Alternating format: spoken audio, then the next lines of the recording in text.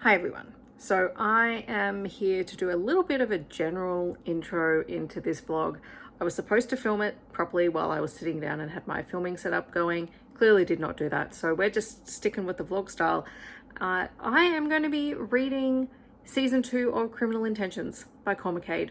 So I read season 1 last year and absolutely loved it. Or was it earlier this year? I can't remember. Anyway, I read it a while ago and I have been meaning to dive into season 2, but I wanted to do it where I could read them relatively close together and maybe vlog it, which is what I've done. And that's what this vlog is. I really enjoyed this season. It is much darker than the first one, which is saying quite a bit. It is an romantic suspense-ish type story. It's mostly crime thriller with those suspense elements in it. We follow Malcolm and Shang-Jie. They are partners. They are, in this season, dealing with the aftermath of what happened in the first season, which led to them both being injured. They've been on leave and they're coming back to work. Now, while they're both police detectives, this book is very much not pro-cop. It deals quite heavily with the impact of police on society. The cast of characters is very diverse, and the series itself does deal with what happens when this system doesn't work, and quite often it doesn't work. There are a lot of moving parts in the series, and I know in my vlog I don't quite touch on all of them because some of them are much smaller. I tended to focus on the macro plot, which was the story that Malcolm and Shang-Jie are involved in, which is them basically hunting down a serial killer called the Golden Ratio Killer, who kills people and cuts them up and realigns them so that they are more perfectly proportioned, which is very gruesome, which is why I said this is much darker. It is much more gruesome and detailed. The content warnings in this are always really good. You've got to read them at the start of the book to decide if that's what you want to read, because some things are interesting. But again, like Cole McCade does this so well. He's one of the very few authors who puts in detailed content warnings. But yes, the rest of this video is just going to be my vlog reactions to each book over probably like a 2-month period. So I hope that you enjoy it. I had a lot of fun. I am looking forward to the next season, but I know it's not finished, so it might be a while because these books I tend to read back to back. And yeah, I can't remember how many spoilers I get. Consider this fair warning. There are probably spoilers ahead. Hello everyone. I am here to start the Criminal Intentions season 2 reading vlog. I am still sick. I still sound sick, and I'm hoping by the time I finish season 2 I will not sound so sick. But I have had to take a day off work. I went back for a couple of days and just needed to not, and just sort of take today to sort of rest and fingers crossed be a little bit better for tomorrow.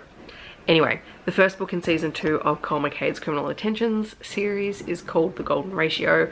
I have just been through before you read the book. I'm not going to rehash all of them because there's so many in every book. Although this one has a particular emphasis on being aware that there is a body dissection or desecration of a body, and it's chapters 3, 5 and 6 I think, so we'll see how I go.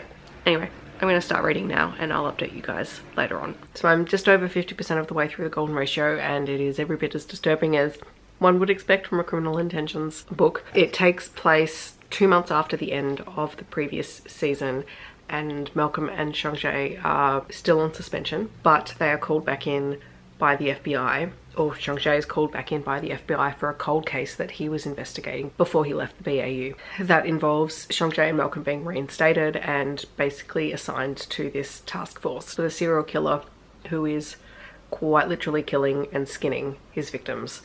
So it is very gross. And so far we've got the two of them sort of leaning on each other on dealing with this case, particularly with his Jewish heritage and the fact that, you know, seeing a body desecrated after death is something that is really troubling in Jewish faith. So it's really interesting so far. I'm loving just seeing how Malcolm and Shang-Jie have just settled into their relationship. Like it's great.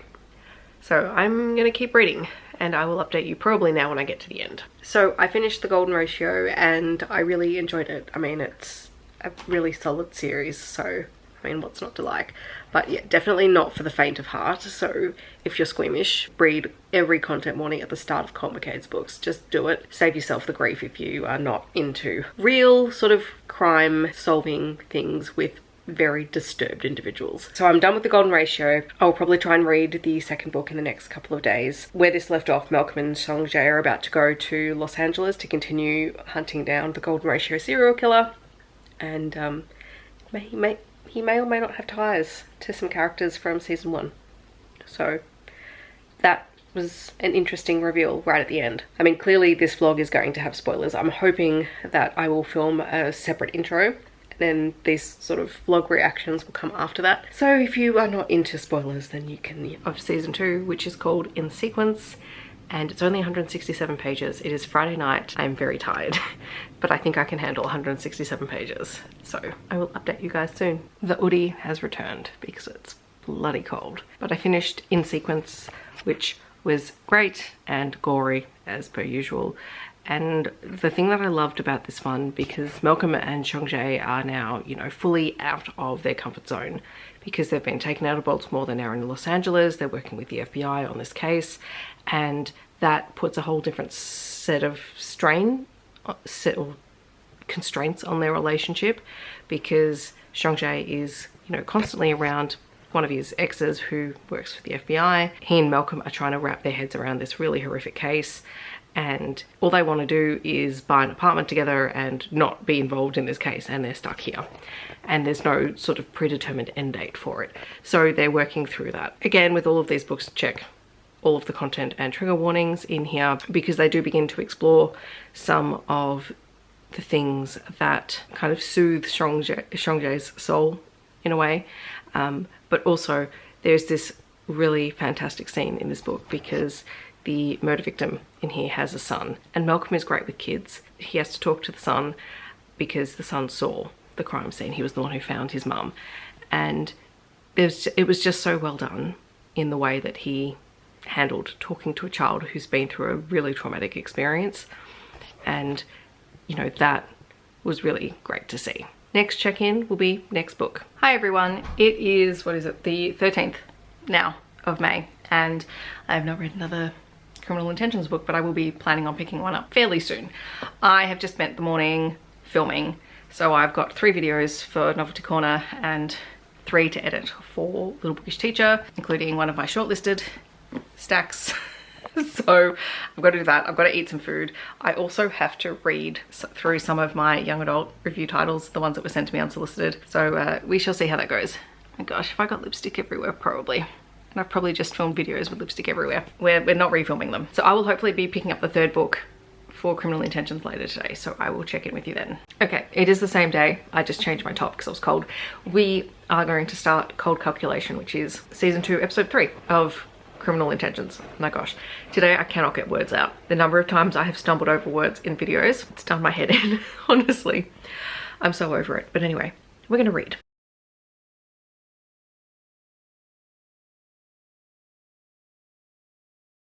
So I'm about 70-ish% into Cold Calculation, and it's really great so far. And this season is definitely a lot darker, and some of the murders and things are quite descriptive, even for me, and I love a good crime show. But yes, Malcolm and Wurrundjeri are still investigating this serial killer and trying to track down his pattern, and it takes them out of LA to Portland. At the moment they're currently back in LA, and they're having a fight basically because Wurrundjeri has found a connection to his private life and his life before in the LA that links to Sila, who was one of the villains from season 1. It's so funny because he walks out on Malcolm, which terrible move, and he's gone to his parents' place and he's with his sister, and he finally tells her, like, she's like, what did you do? And I love it because she calls Mal Wurrundjeri's hot daddy boyfriend, and he can't stand that, and it's great. But she gets him to tell her what happened, and as soon as he tells her that he walked out of their fight, she's gone, well, that was a shit move. Like, I love her so much. She is a great character. So I finished Cold Calculation. We got reveals and it's all connected. Oh, I'm so excited. So excited. So I will probably need to try and read episode 4 tomorrow because I need to keep reading. We'll see if I have time. I love that Malcolm and Wurrundjeri's relationship is not simple. It is very human, and when they don't communicate, things do not go well. And I'm hoping that the next book they will be able to resolve some of the things that came out of this book. So fingers crossed. So I finished another diamond painting. Hang on, let's turn off the light.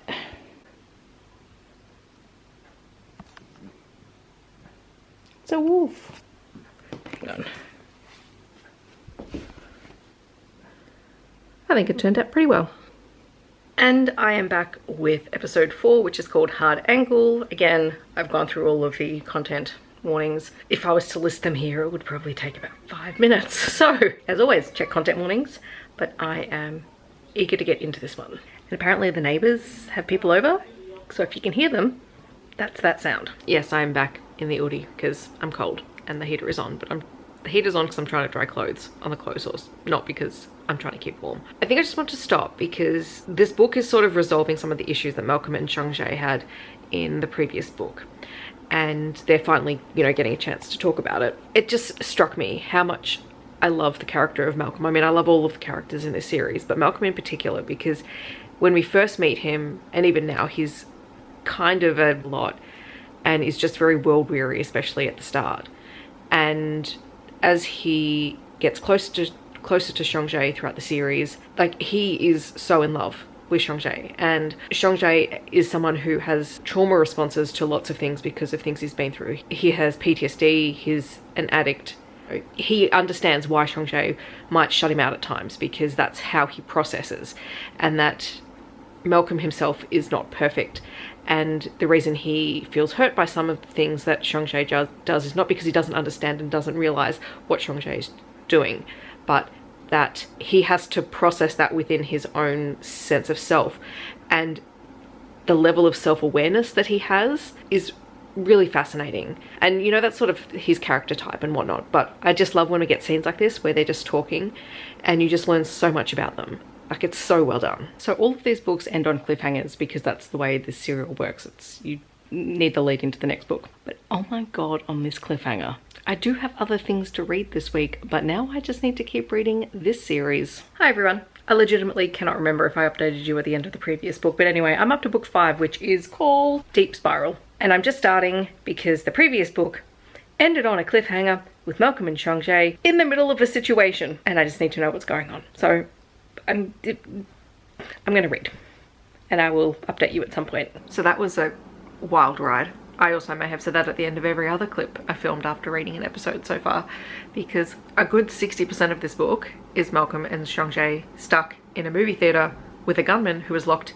everyone in the movie theatre inside, and he's threatening to kill everyone. I may never go into a movie theatre again. Well, not that that would happen here, but just the whole thought of it is just creepy because it's really dark and claustrophobic and loud, and no. But I do love how their relationship comes out of that, because both of them are so determined to save everyone else, and they know that they might have to risk their own lives to do it, and they're weighing up how they can move forward with that. And like, those discussions are great. And also all of the other side plots and stuff are just very, very intriguing. Sade has just gotten themselves caught up in something. Yeah, there's a lot going on. There's a lot going on. That's so good. Hi everyone, it is May the 24th and I'm about to start Divine Proportion, which is the 6th episode in season 2 of Criminal Intentions. So I'm going to jump into it because it is a longer one, although these books read pretty fast, but this one's over 300 pages long, which is on the longer side for these stories. So I'm going to do that. If you hear the heater in the background, it's freezing and I'm about to put my hoodie on because I'm cold. I know in this one, Malcolm is going to finally meet Xiangxie's parents, and Will has already met Xiangxie's sister, so now he's going to meet the parents. So this could get interesting. I don't know why I made that voice. They're literally outside Xiangxie's parents' house. And my favorite description that Xiangxie has of Malcolm is, "You are a gentleman masquerading as a rogue." And it's so true, because Malcolm is fretting over the fact that he is not wearing a tie. That's totally his character. I'm loving this so far. A little bit worried about the prologue, so I'm a little bit worried about what's going to happen later on, but let's just not worry about that till we get to it.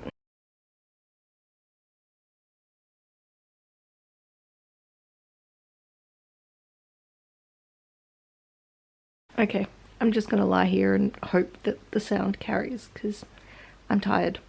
So I just finished episode 6, and thankfully the thing that I was worried about, I did not need to be worried about, so that's all good. Mostly the story is about Malcolm and Xiangxie going to the Yoon family dinner. And I love Xiangxie, who is Xiangxie's sister. She's just adorable. The way that she loves her brother so much and just annoys the crap out of him. Like, it's just such a great sibling dynamic. But I think a lot of really important things happened in here because this is not about crimes taking place. They're not solving anything. The first part is Xiangxie recalling what happened between him and Sila as a teenager and how he got out of that situation and how he ended up joining the FBI. So that's done through diary entries that Xiangxie writes down. He does it while in the safety of his family's home with Malcolm around him. The other is them both admitting their feelings for one another, in Xiangxie's case for the first time aloud. Also, Malcolm admitting that he's not okay, which he does sort of internally, but the whole thing is just how these two work so well together, how they are just so completely in love with one another, and they are caught in this really horrific sort of case and story that is just slowly driving them crazy, but they have each other. And I loved it. There is no external conflict in here. It's reflecting on their past and their present. Some really funny things happen between Malcolm and Xiangxie's parents. It's awkward, and that's okay. I like when we get these quiet books. We do, like, you always get one or two in the season, or at least we did in season 1. So this was the first one because a lot has happened in the first 5 books. So it makes sense that this one is just sort of like the circuit breaker before things get nuts, because of course we find out at the very end of the episode that the White Rabbit serial killer now knows who Malcolm and Xiangxie are because their names have been plastered all over the news. I get the feeling that the next book is going to be pretty intense. And now I'm tired, so I'm probably going to go to bed. Hi everyone, it is Friday the 26th and I'm reading the next book in Criminal Intentions, which is Triangulation. If I sound all stuffy, it is because my nose is blocked again. Like, this is just getting ridiculous. But today it has actually been the worst it's been in ages because it was quite cold. But yes, now I'm going to read and hopefully this will clear up because I'm sitting in front of the heater. I just need to be warm. Content warnings, etc., all of that. Check the author's website because there's pages and pages of them. Okay, so like fun fact, little check-in point anyway.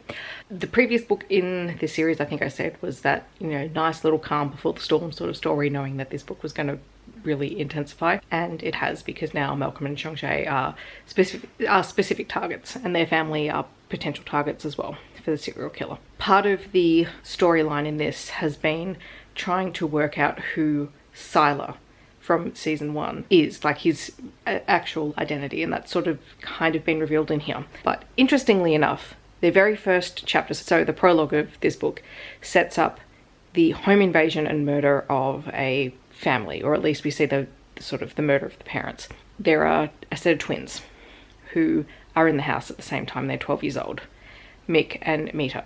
And usually in these books, the prologue is the murder that is currently under investigation for the case, but we've just gotten to where we've realized that, you know, maybe this murder has happened in the past and it is not the present day murder. Yeah, it's making it really interesting, very interesting. I'm enjoying it. Like, things are very, very tense, but Mal and Xiangxie are just doing what they do best, which is annoying everyone and trying to figure things out. So I'm nearly 50% of the way in the book, so I'm gonna keep reading. Just wow.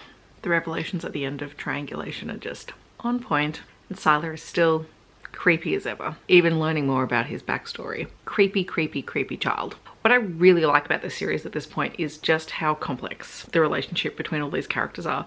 And I'm sure I have probably already said it, but because I'm not reading these back to back, I can't remember what I've said at this point in time.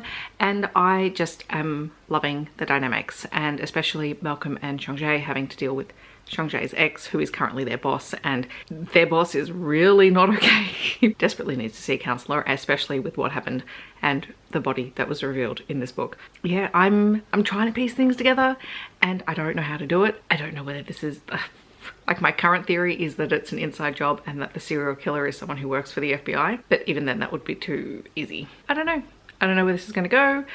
Like, I'm now halfway through the series. Who knows how this is going to end up. Hi everyone, so I am back continuing my Criminal Intentions vlog. It has been at least a week. It is now the 7th of June and I am going to start episode 8, which is Trajectory. Let's dive in.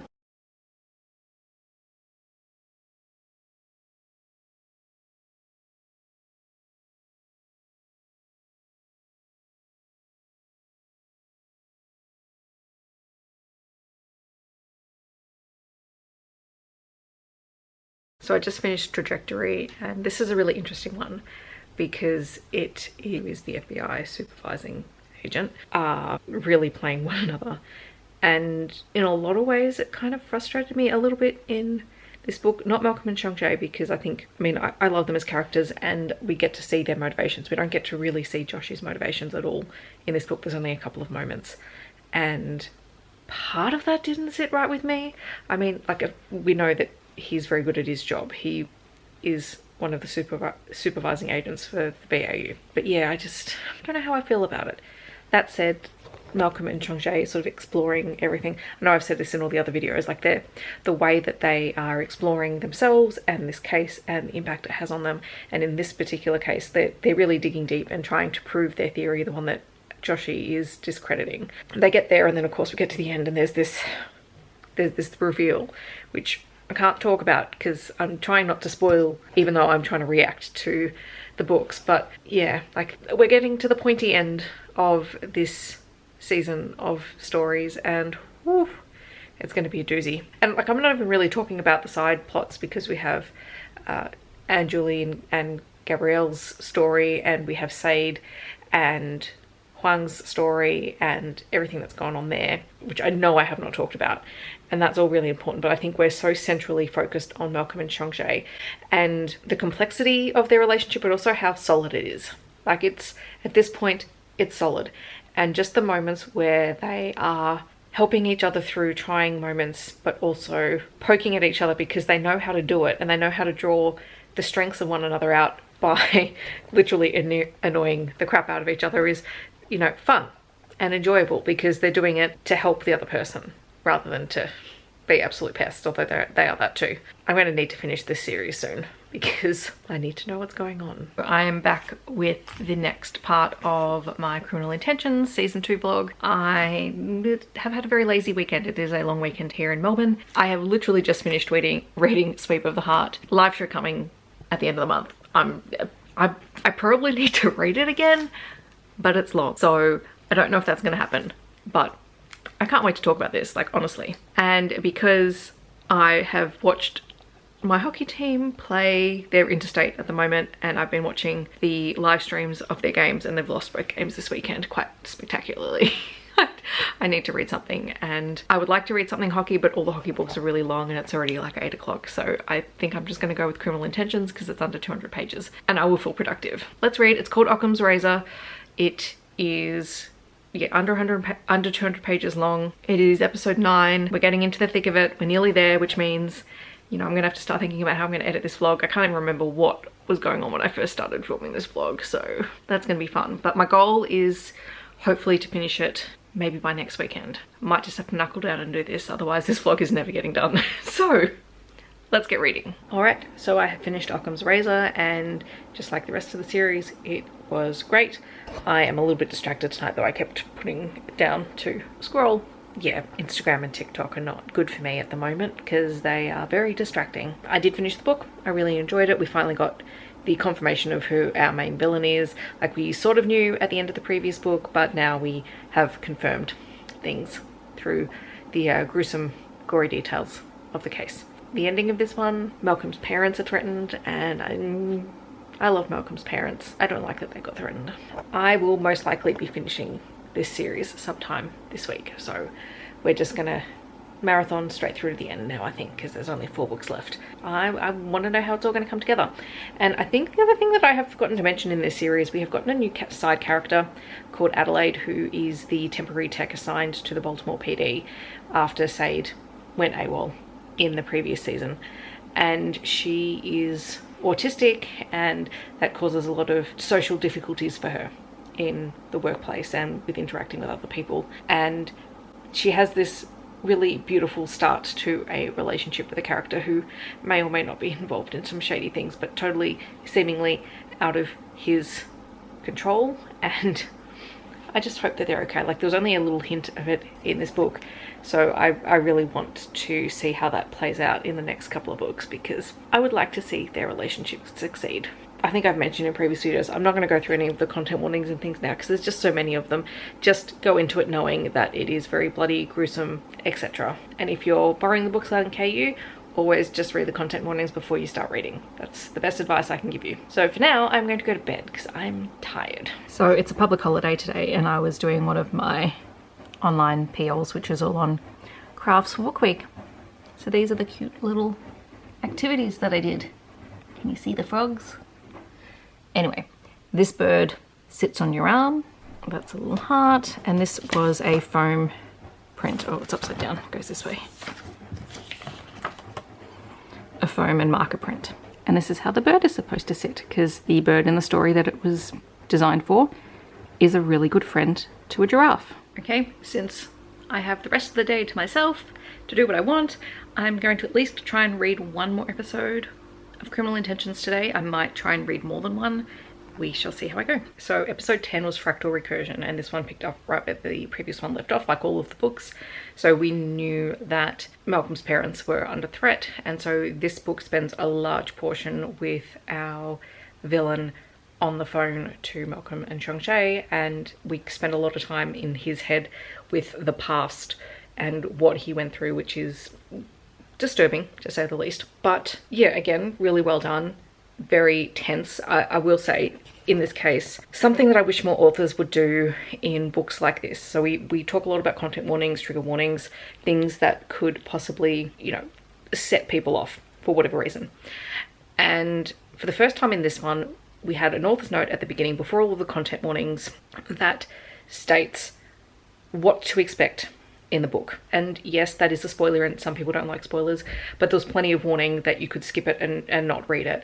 But it gave people who don't like to be under that tension when reading a book like this the option of safety and knowing what was coming so that they could mentally prepare themselves for it. And I like that.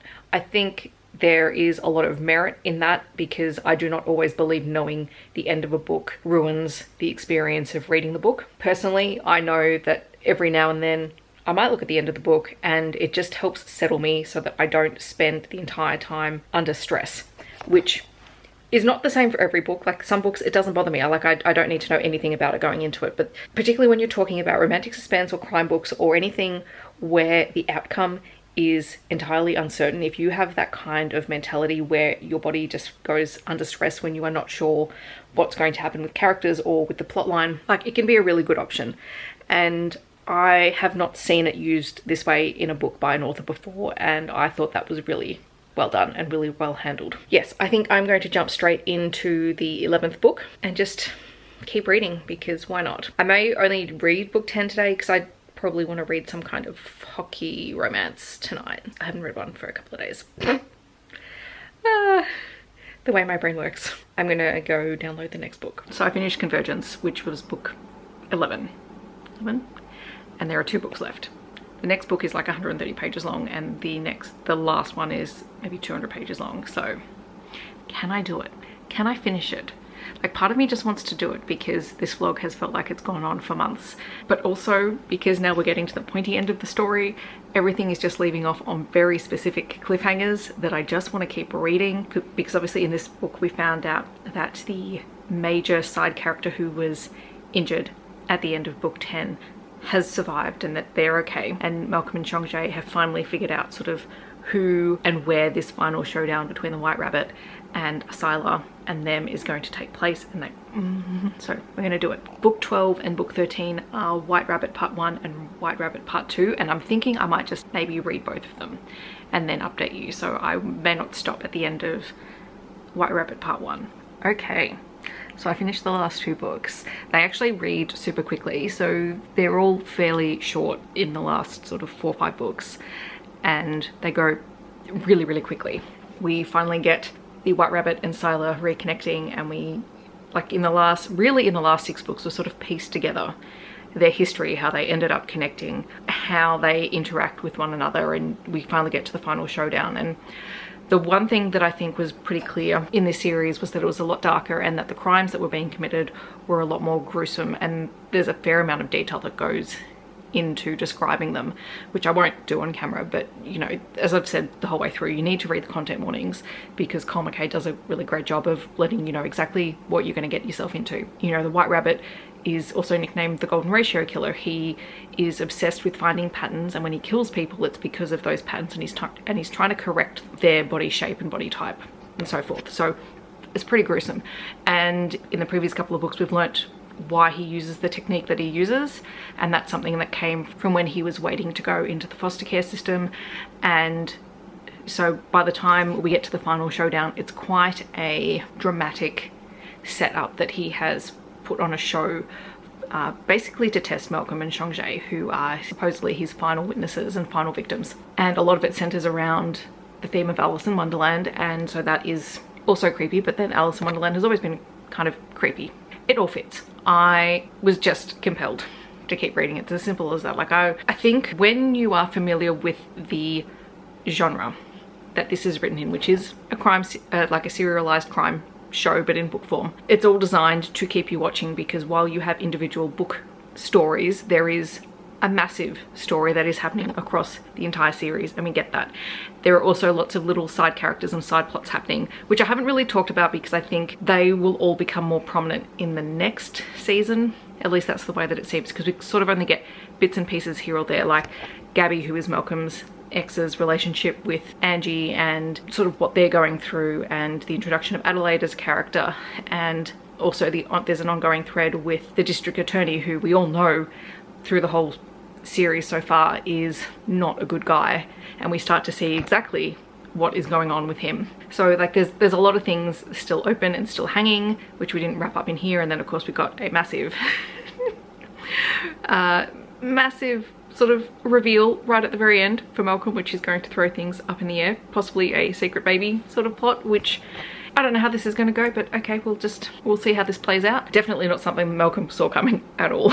Yeah, like I really enjoyed it. I think it's still a fantastic series if you don't mind reading about darker crimes. Like I do not like dark romance, because I do not like, basically, like I don't like the idea of someone bullying the other one, or there being some kind of absolute threat in the relationship that they seem to overcome and makes everything okay in a relationship. Whereas a romantic suspense or a crime thriller story with a romance, like I love that sort of stuff, because that is so much easier to follow, because the darker elements are not specifically connected to the relationship that the characters have. I don't know if that makes sense. Anyway, that's where my head is. So I really loved it, and I'm kind of glad that I tried to read it as, you know, close together as I could to get the story, and was able to sort of marathon the end of it. The third season is not complete. There's only a couple of stories out, so I might just hold off on starting that, hopefully.